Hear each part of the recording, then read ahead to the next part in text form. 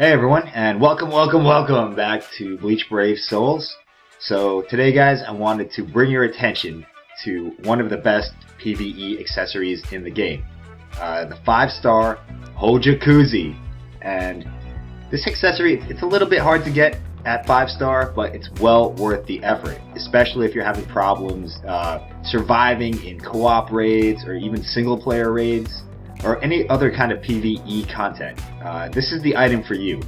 Now, me and the guys in the Discord, TXB and Scartoon, we've been living that Hojiku Zai life for a little while now, and I think it's about time for me to make a video on it.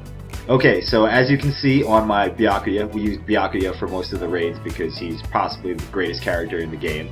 And in my first accessory slot, you can see I have my 5-star Hojiku Zai, which gives you 100% bonus to any healing effects that are applied to your character.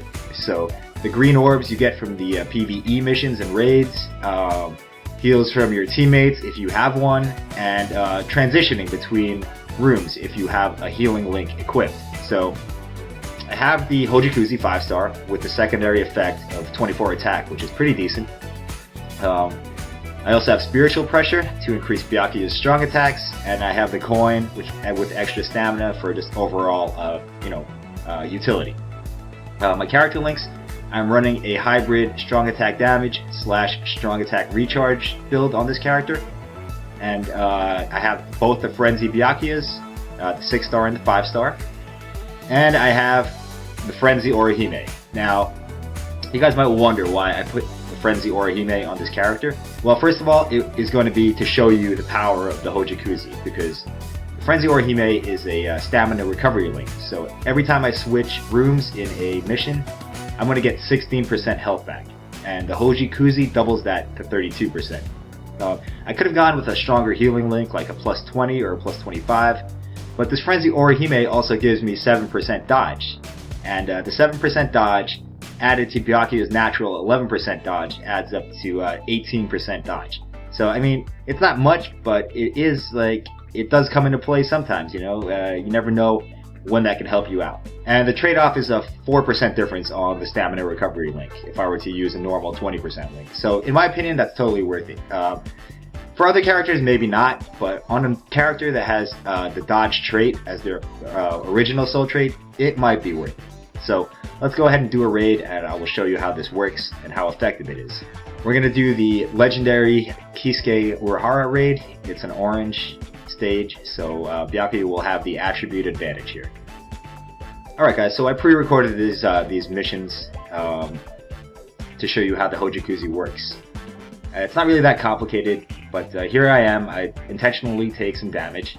And in the orange stages, a purple character will take increased damage, but he'll also do increased damage. So it's a trade-off you have to consider when bringing orange characters to purple raids or vice versa. Alright, so I'm just going to clean up some of these mobs.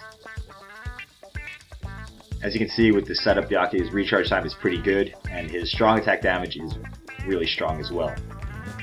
I like to balance out my characters for PvE, just because it's more convenient.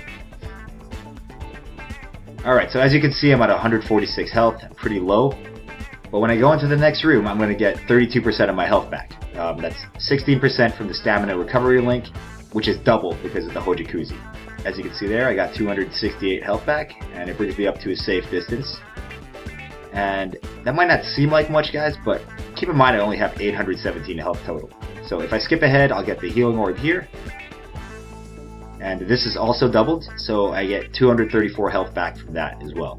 And now I'm well within the safe zone. I can still take a few more hits.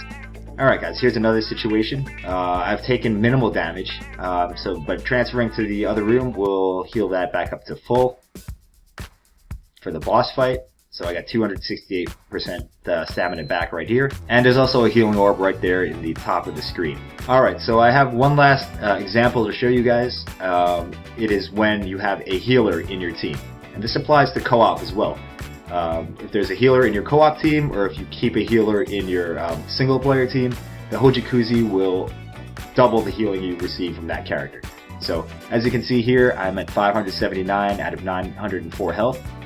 I'm not that low, but If I switch to my healer, Orihime, and I press her heal, right there you can see that I've gained 362 health back from that one heal. So if you're doing single player missions and you sometimes you have trouble or you're doing a harder stage, put one of the healers in your team, combine that with the Hojiku Zai, and you should be good to go. You can just take breaks, between packs of mobs, and heal yourself back up to full pretty easily.